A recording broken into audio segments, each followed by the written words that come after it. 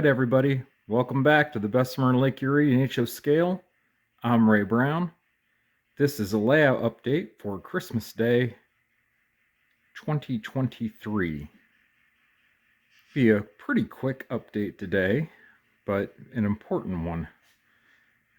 Got this bridge in. This is based on a prototype in Butler. Monroe Street passes under this bridge and then crosses over a creek and over a former rail line. It's a series of deck girder bridges. This is all 3D printed. Actually got the new printer to print these, drew it all in SolidWorks, including the bridge shoes and the abutments. And the only thing I didn't print was I just got the microengineering bridge flex track. So that scene is looking pretty good. Pretty happy with that.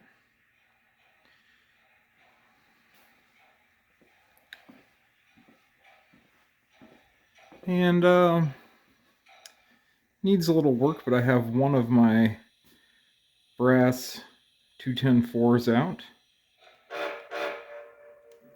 We will bring it up here.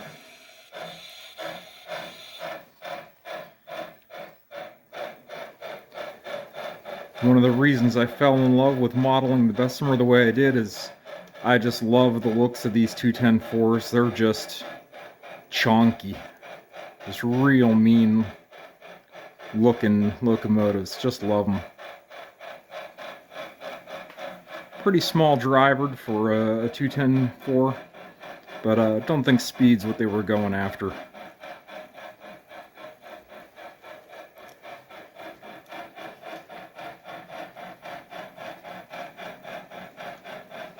The model is a Nickel Plate Products model. These were made in 1974. And once I have more time to work on engines and not layout, this will be the mainstay power of the layout here. I think I have 8 of these now.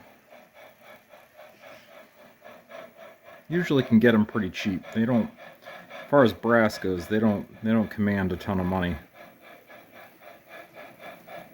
And if you have one, you probably know why. They take a lot of work to get them to run good. All right.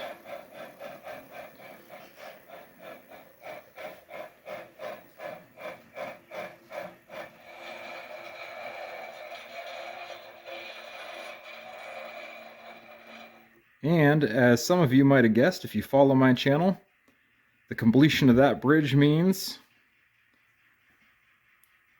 the main line is finished and we have a golden spike to celebrate, such as it is. We don't actually have a gold spike, but the main line is complete.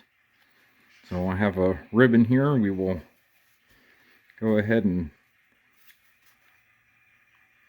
call the main line officially complete. Trains running over the Butler Bridge.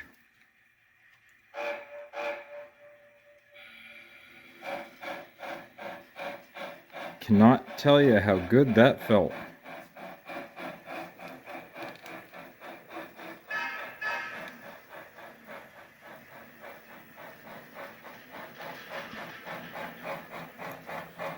My ore train here is loosely based on pictures I've seen of ore trains of the era.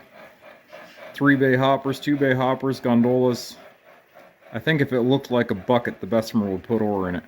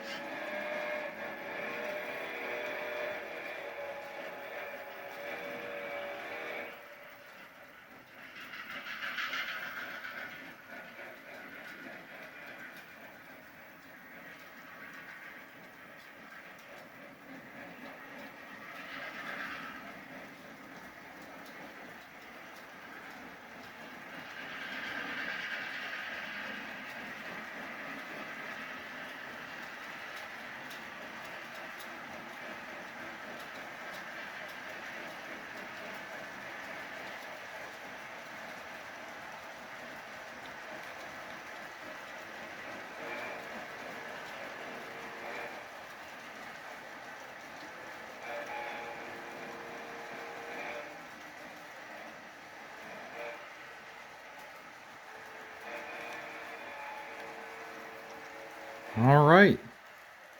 So there was the big day, almost 3 years in the making. Took a long time to get here. Pretty sure it was 5 years ago, also on Christmas Day, that I got that 210-4 to run under DCC. That was the first one I'd done. All right. Elsewise, for updates on the layout, I also added a set of crossovers at each end of the yard. So if we're right-hand running as we come into the yard, we can cross over again, and be into the yard. I'm doing this in preparation for my first op session, which I'm hoping to have in March. Obviously, the layout has years and years and years of track laying to come, but I think we're at a point that we could actually start running it. And then here is that same crossover on the other end. Had a few people comment about, switches back to back and some of my other junctions and whatnot. My response to that is, I know what I'm operating. We're not going to run 89-foot auto racks here. The 6-axle locomotives go through this absolutely no problem. These are all number 8s. Those brass 210-4s go through these crossovers just fine. And my Penske T1 sitting there goes through just fine. I've even backed up some of my longer trains, like the Jenny train, all the way through these, no problems. Anyway, in marking the occasion of finishing the main line, I will go ahead and cut this video fairly short, since that's almost all the updates, and I will go ahead and post a separate running over the railroad, kind of follow along in the layout video, beginning to end. It takes about 20-25 minutes to run across the layout, so don't want to do that here. I will just add some rolling stock that I got done. I did get some flat cars built, couple Bowsers there, and an Athearn 40-footer that I lettered for the Bessemer. The Bessemer didn't own many flat cars, but 4601 is the right number for an all-steel flat car that they did have. And then one of my other kind of fun projects I've been doing, I have 6 undecorated model die casting 2-bay hopper kits, and you can get decal sets for them. So I've got 2 done. One, the clear coat's drying on, and this one is ready to go. So all turning out pretty good. I'm pretty happy with the way those turned out. Now I know KD makes a Bessemer PS2 2-bay hopper, but boy, they go for $40-50 a piece, and you can usually pick these roundhouse kits up for under 10. And it's not too bad to put them together. All right. Well, I hope everybody's having a Merry Christmas. I certainly am. And look for kind of riding over the railroad end to end. Probably post that, if not yet tonight, maybe tomorrow. All right. See everybody next time.